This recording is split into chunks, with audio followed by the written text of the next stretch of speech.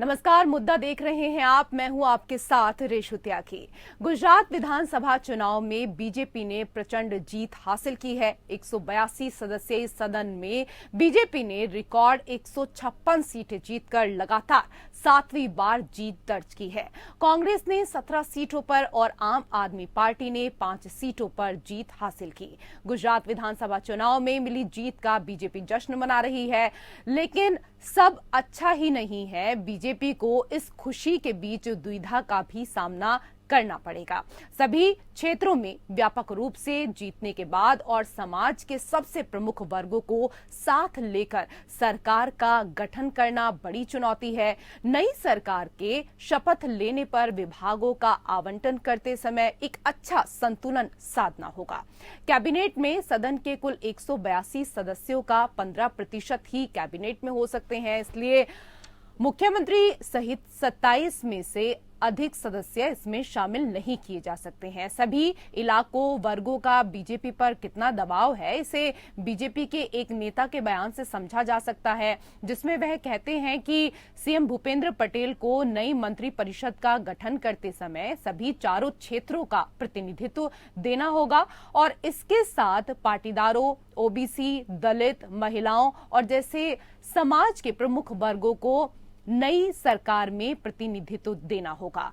2022 के विधानसभा चुनावों में बीजेपी ने पहली बार उन सीटों पर जीत पाई है जिसे कांग्रेस का गढ़ माना जाता रहा है और जहां से कांग्रेस के हार की कल्पना तक नहीं की जा सकती थी।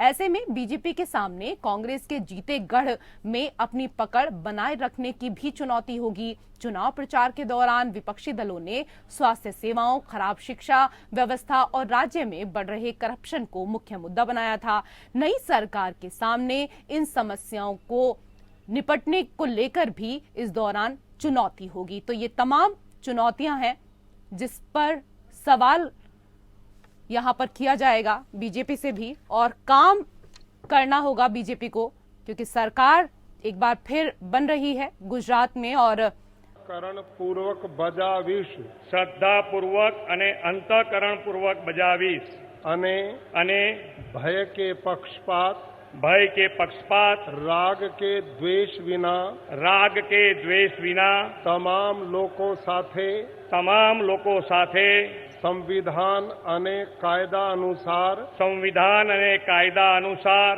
ન્યાયપૂર્વક વર્તીશ. ન્યાયપૂર્વક વર્તીશ. હું ભૂપેન્દ્ર રજનીકાંત પટેલ ઈશ્વરના નામે સોગંદ લઉં છું કે ઈશ્વરના નામે સોગંદ લઉં છું કે હું ગુજરાત રાજ્યના મુખ્યમંત્રી તરીકે ગુજરાત રાજ્યના મુખ્યમંત્રી તરીકે જે કોઈ બાબત મારી વિચારણા માટે લાવવામાં આવશે મારી વિચારણા માટે લાવવામાં આવશે અથવા મારા જાણવામાં આવશે તેની જાણ એવા મુખ્યમંત્રી તરીકેના મારા કર્તવ્યોના યોગ્ય પાલન માટે આવશ્યક હોય તે સિવાય प्रत्यक्ष के परोक्ष रीते कोई पण व्यक्ति अथवा व्यक्तियों करीश नहीं अथवा तेनी के तेमनी आगळ तेने प्रगट करीश नहीं. धन्यवाद.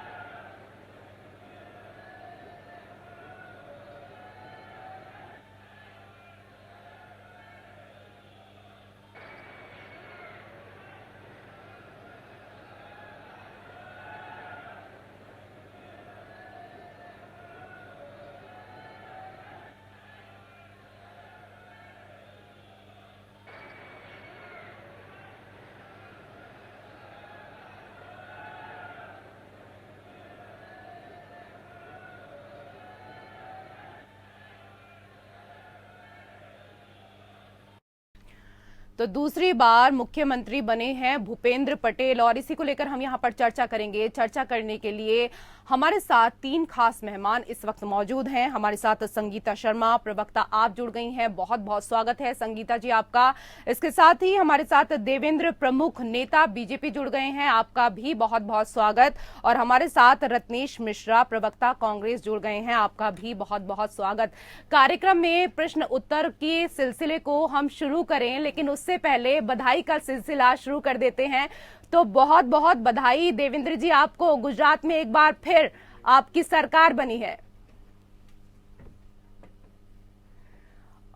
मुझे लगता है कि इस मौके पर संगीता जी, रत्नेश जी, आप दोनों को भी जरूर बधाई देनी चाहिए इस दौरान देवेंद्र प्रमुख जी को। आशा करते हैं कि भूपेंद्र पटेल जी की अगुवाई में गुजरात नई ऊंचाइयों को छुएगा और देवेंद्र प्रमुख जी की पार्टी के नेतृत्व में और माननीय प्रधानमंत्री नरेंद्र मोदी जी के मार्गदर्शन में गुजरात नई ऊंचाइयों को छुए, यही हमारी प्रभु श्री सीताराम जी से कामना है। संगीता जी, चलिए संगीता जी तक हमारी आवाज शायद नहीं पहुंच पा रही है, दोबारा से कनेक्ट करने की कोशिश हम करेंगे। गुजरात में मोदी जी के प्रधानमंत्री बनने के बाद कई चेहरे बदले, लेकिन भूपेंद्र पटेल अकेले हैं जिन्हें दोहराया जा रहा है, यानी कि दोबारा से उनको मुख्यमंत्री बनाया गया है। इस पर सबसे पहले रत्नेश जी आपकी प्रतिक्रिया।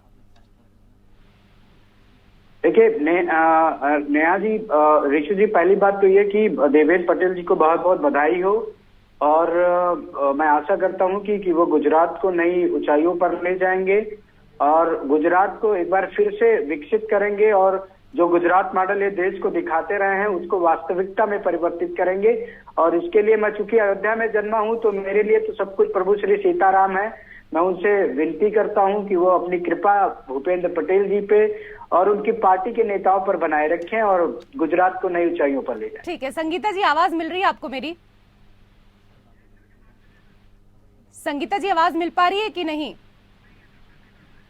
चलिए, आवाज नहीं पहुंच पा रही है। देवेंद्र जी, जिस तरीके से आज एक बार फिर से भूपेंद्र पटेल को मुख्यमंत्री बनाया गया है, मुख्यमंत्री तो वो बन गए हैं, लेकिन जब इलेक्शन के टाइम पे बहुत सारी ऐसी चीजें इस दौरान देखने को मिली, जब कांग्रेस और आम आदमी पार्टी की अगर बात की जाए तो ये दोनों ही पार्टियां बहुत ज्यादा हमलावर देखने को मिली। वो कई सारे ऐसे मुद्दे थे, तो चुनौतियां भी इस दौरान आपके सामने काफी हैं। उन चुनौतियों से किस तरीके से आप निपटेंगे? देखिए रेशु जी, बिल्कुल ठीक कहा आपने, चुनौती बड़ी है। और मैं सबसे पहले आपके माध्यम से जितने हमारे साथी, हम सब के जर्नलिस्ट साथी, आपको भी पुनः बधाई देता हूं कि आपने मुझे बधाई दी, उसके लिए धन्यवाद भी करना चाहता हूं। जितने श्रोता हमारे साथी हमारे साथ इस समय जुड़े हुए हैं, डिबेट्स आपके माध्यम से, चैनल के माध्यम से जितने साथी इस डिबेट को देख रहे हैं, उनको भी नमन प्रणाम करते हुए, खासकर विशेष रूप से हमारा जो गुजरात का है बहुमत हमें मिला, उसके लिए गुजरात की जो जनता है उसका भी आभार धन्यवाद करता हूं। और बड़ी बात यह है कि हमें वहां जिस तरह से मैंडेट मिला है, बहुमत मिला है, वो हमारे लिए एक परीक्षा की घड़ी होगी कि 27 वर्षों के बाद जो हमें 5 वर्षों के लिए अगला मैंडेट दिया गया जनता ने, और वो भी ऐतिहासिक है, तो वो निश्चित जो है हमारे लिए परीक्षा की घड़ी भी होगी कि माननीय प्रधानमंत्री जी का भी उसमें सम्मान की बात थी। एक चैलेंज था, चैलेंज के तौर पर लिया भी। पूरी भारतीय जनता पार्टी का छोटे से बड़ा कार्यकर्ता बूथ स्तर से लेकर राष्ट्रीय स्तर का बूथ प्रबंधन को लेकर जिस तरह गुजरात में काम किया, अन्य प्रदेशों में जो चुनाव हुए उनमें काम किया, दिल्ली में कड़ी टक्कर दी है और हिमाचल में कड़ी टक्कर दी है, संघर्ष किया, सभी बधाई के पात्र हैं। और विशेषकर जो गुजरात की बात आज चल रही है आपके माध्यम से, संगीता जी की बधाई अभी आपको नहीं मिली है, पहले उनसे भी बधाई दिलवा देते हैं। संगीता जी, एक बार फिर से भूपेंद्र पटेल मुख्यमंत्री बने हैं गुजरात में, सम्मान दिया और दोबारा आपकी सत्ता में वापसी हुई, साथ में सरकार बना रहे हैं वहाँ, तो जितनी बड़ी चुनौती उतनी बड़ी जिम्मेदारियां, तो अब जिम्मेदारियों को आप बखूबी निभाएंगे। और जो शिकायतें हम लगातार करते आए हैं कि गुजरात में युवाओं को, भ्रष्टाचार को, महिलाओं को जो सम्मान नहीं मिला, अब वो बखूबी मिलेगा, हम ऐसी आपसे बिल्कुल आशा करते हैं। ठीक है, धन्यवाद संगीता जी, आपका बहुत बहुत धन्यवाद। और मैं भी आपको भी बधाई देना चाहूंगा कि जिस तरह से आपने दिल्ली में बहुत अच्छे तरीके से चुनाव को लड़ा है और अपने सफलता हासिल की, आप भी बधाई के पात्र हैं। सिर्फ दिल्ली में ही नहीं सर, गुजरात की भी बात करिए, 5 सीटें आई हैं वहाँ भी, उनको बहुत बहुत बधाई। 5 सीटें गुजरात में भी आ गई हैं। जी बिल्कुल। रेशु जी आपने ये तो मेरे साथ अन्याय है, ये तो मेरे साथ अन्याय है, मुझे भी हिमाचल की बधाई दिलवाई दीजिए। आपके साथ अन्याय नहीं है, आपको लेकर तो रत्नेश जी पिछले 3 दिन से लगातार डिबेट की जा रही है और पूरा श्रेय अगर किसी को दिया जा रहा है हिमाचल में तो लगातार प्रियंका गांधी को दिया जा रहा है, सचिन पायलट को लेकर दिया जा रहा है। इनकी बारी तो बाद में आई बधाई लेने की, उससे पहले आपको बधाई दे चुके हैं हम हिमाचल के लिए। खैर देवेंद्र जी, बहुत बहुत धन्यवाद आपका। जी देवेंद्र जी, गुजरात विधानसभा चुनाव में बीजेपी ने प्रचंड जीत हासिल की है, लेकिन चुनाव प्रचार के दौरान विपक्षी दलों ने स्वास्थ्य सेवाओं, खराब शिक्षा व्यवस्था और राज्य में बढ़ रहे करप्शन को लेकर जो मुख्य मुद्दा बनाया था, यही मैंने आपसे अभी थोड़ी देर पहले सवाल भी किया कि इससे निपटने के लिए आपकी नई सरकार के सामने चुनौतियां काफी होंगी, किस तरीके से आप इससे निपटेंगे? रेशु जी, जैसे सबसे पहले तो मैं अपनी बात को पूरा करते हुए संगीता जी को बधाई, जो उसको पूर्ण करना चाह रहा था कि गुजरात में भी आपको, मुझे दिल्ली में इसलिए कहा तो वहां बहुमत मिला, गुजरात में भी आपकी उपस्थिति अच्छी रही, वो भी स्वागत योग्य है। तीसरी, कांग्रेस के मित्र साथी को और दिल की गहराइयों से आभार कि उन्होंने भी हिमाचल में लोकतांत्रिक प्रक्रिया के तहत जिस तरह से अपना विजय अभियान निश्चित किया, वो भी बधाई के पात्र हैं। और डिबेट में खाली यही नहीं होता कि कड़ाकड़ी की बात हो, जब उसी की और अच्छे पल हो और सबके लिए हो तो मिल बांट कर सबको लेना चाहिए। बिल्कुल सही कहा। हमारे साथ साथ सबको कुछ न कुछ मिला है, ये लोकतंत्र की खूबसूरती और भारत की जनता का हम तहे दिल से आभार उन्हें आपके माध्यम से धन्यवाद करना चाहते हैं कि वो लोकतंत्र में जिसका जितना बनता है उसको देते हैं हमेशा, इसलिए उस पर बना रहे। और गुजरात में मैंने पहले ही कहा कि गुजरात हमारे चैलेंज के तौर पर भी लेंगे और गुजरात को हमने मिशन के तौर पर चुनाव लड़ा था। हमें वहाँ खाली जीत हासिल नहीं करनी थी, वहाँ हमें रेशु जी थोड़ा सा अपने आप को ये भी साबित करना था कि हमने गुजरात में जिस तरह से आप किया था, आपका एक रिकॉर्ड भी हमको वहाँ तोड़ना था, वो रिकॉर्ड तोड़कर बनाया भी है। क्योंकि माननीय प्रधानमंत्री जी का वहाँ कैंपेन जिस तरह से हुआ था, पूरी पार्टी ने जिस तरह से वहाँ काम किया था, गुजरात मॉडल की हम बात करते हैं, हम खुले डंके की चोट पर बोलते भी हैं कि गुजरात मॉडल वैसे ही नहीं है। गुजरात मॉडल को बेशक डिबेट में नकारा जाए, लेकिन गुजरात मॉडल की ही मेहरबानी है कि आज हमने वहां इतिहास रचा है। बिल्कुल। और दिल्ली मॉडल लेकर पहुंच गई संगीता जी, तभी 5 सीटें इन्होंने भी वहां पर जीत ली। खैर संगीता जी, बीजेपी को तो काम को लेकर चुनौतियों से निपटना है, सिर्फ यही चुनौती उनके सामने है, लेकिन आपके सामने चुनौती ज्यादा बड़ी है अब, क्योंकि 5 सीटें आपने जीती हैं, उसमें भी आपके चुने हुए विधायक बीजेपी को समर्थन देने की बात कर रहे हैं। इसको किस तरीके से आप रोकेंगे? देखिए रेशु जी, जिस तरह से वहाँ की जनता ने प्यार और समर्थन दिया, 5 सीटें गुजरात में 5 सीटों पर सत्ता में काबिज होना, ये आम आदमी पार्टी के लिए एक बहुत गर्व की बात है कि जितनी तेजी से वो आगे बढ़ रही है। और ऐसे माहौल में, जब इस तरह का माहौल गुजरात में था और बीजेपी ने जब इतनी बड़ी चुनौती वहां सबको दी और इतनी सीटों से जीत कर आई है, ऐसे में हमें 5 सीटें मिलना, उसके लिए गुजरात की जनता का बहुत बहुत धन्यवाद, जो उन्होंने इतना प्यार किया। मेरे सवाल को घुमा दिया आपने, सवाल घुमा दिया। कि कड़ी चुनौती है रेशु जी, मैं इसी पर आ रही हूँ कि वो कड़ी चुनौती हमारे लिए इसलिए भी है। देखिए, बीजेपी ने महाराष्ट्र में किया, गोवा में किया, मध्य प्रदेश में किया, महाराष्ट्र मत जाइए संगीता जी, सिर्फ मुस्कुराने से काम नहीं चलेगा, जो सवाल पूछा है उसका जवाब दे दीजिए। दिल्ली में भी यही बात कर रहे हैं कि मेयर तो हमारा ही होगा। आपसे मैंने जो सवाल पूछा है आप उसका जवाब दे दीजिए। आपकी 5 सीटें तो आई है, लेकिन 5 सीटें आने के बाद भी जो आपके चुने हुए विधायक है वो कह रहे हैं कि भाई हम तो बीजेपी के साथ हैं, बीजेपी को समर्थन दे रहे हैं, तो कैसे उसको कंट्रोल करेंगे आप? नहीं, यदि वो ऐसा करते हैं तो वो जो लोकतंत्र की हत्या है उसको करने का काम करते हैं। क्योंकि एक पार्टी ने, आम आदमी पार्टी से वो चेहरा बनकर खड़े हुए, आम आदमी पार्टी की सीट से वो जीत करके आए, और अब वो यदि भाजपा को ज्वाइन करते हैं तो वो उस जनता का विश्वास जो है उसे तोड़ रहे हैं। तो चुनौतियां बीजेपी से ज्यादा आपके लिए बड़ी है गुजरात में, 5 को कैसे रोकेंगे? जो भी लोग कहेंगे रेशु जी, उन्हें आम आदमी पार्टी जो भी उसके खिलाफ होगा वो जरूर करेगी, क्योंकि आम आदमी पार्टी ऐसी भ्रष्टाचार की राजनीति और जनता को धोखा देने की राजनीति नहीं करती है। ये हम बिल्कुल कतई बर्दाश्त नहीं करेंगे। यदि वहाँ ऐसा हुआ ठीक है। और रत्नेश जी कहेंगे कि मेरी बारी नहीं आई, रत्नेश जी से पूछ लेते हैं। रत्नेश जी, आपको लेकर भी, चुनौतियों को लेकर हम यहाँ पर बात करेंगे, क्योंकि चुनौतियां आपके लिए भी कम नहीं है। रत्नेश जी, दिल्ली में आपके वोट बैंक में अगर बात करें तो आपने सेंध मारी है, पंजाब में भी यही हाल हुआ है, गुजरात की अगर बात करें तो गुजरात में भी आपकी जो 5 सीटें हैं वो आप ले उड़ी। तो आपके सामने बीजेपी तो पहले से ही कड़ी टक्कर दे रही थी आपको, अब आम आदमी पार्टी भी कड़ी चुनौती आपको दे रही है, इसको किस तरीके से आप कंट्रोल करेंगे? देखिए, हमें आम आदमी पार्टी चुनौती नहीं दे रही, हमें बीजेपी का छोटा भाई चुनौती दे रहा है। क्योंकि जिस तरह से इनके विधायक जी जीत कर आए और उन्होंने अभी कल एक बयान दिया कि हमारे नेता प्रधानमंत्री नरेंद्र मोदी जी हैं और मैं बीजेपी के परिवार से हूं, मेरा परिवार बीजेपी है, मैं संघ का स्वयंसेवक रहा हूं, ये सारी चीजें उन्होंने कल एक बयान में कही थी। तो कहीं ना कहीं ये तो बीजेपी ने अपने छोटे भाई को मिशन पे लगा रखा है कि आप बस चुनाव लड़िए और कांग्रेस को कमजोर करिए और कांग्रेस वोट बैंक में सेंध मारिए और दोनों भाई मिलकर सत्ता की मलाई चाटेंगे। दूसरी, अभी प्रवक्ता आपकी जो हमारी बहन है वो कह रही थी कि किसी पार्टी के विरुद्ध अगर जाते हैं तो वो लोकतंत्र की हत्या है। तो मुझे लगता है कि आम आदमी पार्टी के इनके नेता हैं, वो कौन जो एमसीडी के प्रभारी हैं, मैं उनका नाम स्किप हो रहा है, विधायक हैं उनका नाम मैं भूल रहा हूँ, ऋषि जी अगर बताएं तो। एमसीडी के प्रभारी दिल्ली में कौन? हाँ, दुर्गेश पाठक जी हमारे क्षेत्र के हैं भाई, लेकिन उनका नाम मैं भूल गया, माफी चाहूंगा। कोई बात नहीं, हो जाता है कभी-कभी। दुर्गेश जी ने दो कांग्रेस के पार्षदों को आम आदमी पार्टी ज्वाइन करा दी थी रिजल्ट आने के दूसरे दिन ही। तो जो ये दिल्ली में स्वयं करते हैं वही जब इनके साथ गुजरात में होने लगता है। आपकी बात को बड़ा कर दिया रत्नेश जी, आपकी बात को बड़ा कर दिया। आप कह रहे हैं कि आम आदमी पार्टी जो है वो छोटा भाई है बीजेपी का, लेकिन आपके जो लोग हैं आप उन्हीं को नहीं संभाल कर रख पाए हैं। आपके भाई बहन क्यों भागे जा रहे हैं इधर उधर, ये बता दीजिए। आप बताइए, अल्पेश और हार्दिक गुजरात में युवा राजनीतिक चेहरा बनकर आपके साथ उभरे थे, पहले वो आपके साथ थे, लेकिन आप उन्हें ठीक से साध नहीं पाए, तो कहीं ना कहीं आपकी कमी नहीं है इसमें?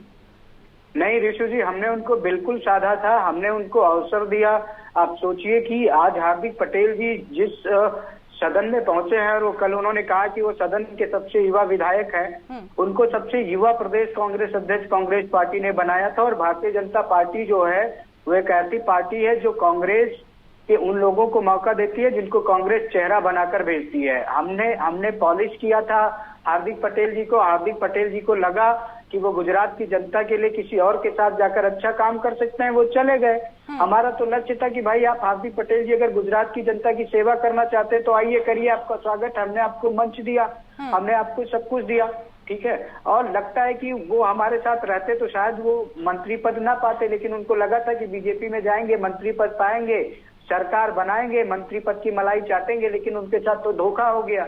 बेचारे सबसे युवा विधायक ही बनकर रह जाएंगे। उनको बीजेपी ने लॉलीपॉप देके बैठा दिया, आपको मंत्री बनाएंगे, और यही शायद डील हुई थी भारतीय जनता पार्टी से, हमारी सरकार बनेगी तो मंत्री बनाएंगे, लेकिन उनके साथ धोखा हो गया। और ऋषु जी देखिए, मैं जहाँ पे जानता हूँ कुछ दिन में वो स्वयं अपने पुराने घर में वापसी करेंगे और कांग्रेस पार्टी में ही आएंगे, क्योंकि जो सम्मान उनको कांग्रेस में मिला वो किसी अन्य दल में नहीं मिलेगा। चलिए, चलते चलते एक लाइन में मैं जवाब भी ले लूंगी इस पर। देवेंद्र जी, हार्दिक और अल्पेश जैसे युवा नेताओं के आगे आप क्या कुछ भूमिका देखते हैं? हालांकि दोनों नेता महत्वाकांक्षी हैं, ऐसे में उन पर विश्वास करना आपके लिए कठिन होगा क्या? नहीं, देखिए, हमारी जी का एक गुस्सा रहा है, ये हमने रेशु जी कोशिश की है कि जो ये यंगस्टर है, जो शिक्षित हैं, जो आगे बढ़ सकते हैं, उसमें हार्दिक जी, अल्पेश जी दोनों का नाम लिया था है। अदर्स कई अभी हमारे साथी ने कहा है कि हमारे साथ ज्योतिराज शिंदे जी आए थे, वो भी युवा हैं, बड़ा नाम है, बड़ा चेहरा है। जितेंद्र प्रसाद जी आए, वो भी बड़ा नाम है, बड़ा चेहरा है। तो प्रत्यक्ष को प्रमाण की जरूरत नहीं, जब उनको सम्मान मिला तो इनको भी मिलेगा। इसमें कौन सी हमें ये देने की गारंटी देने की दे? हम तो काम करने वाले लोग हैं, हम तो जमी के आदमी हैं। मैं जवाब जरूर लेती रत्नेश जी, लेकिन समय का अभाव है। बहुत बहुत शुक्रिया आप तीनों का हमारे साथ इस चर्चा में जुड़ने के लिए। और इसी के साथ मुद्दा में फिलहाल इतना ही। नमस्कार।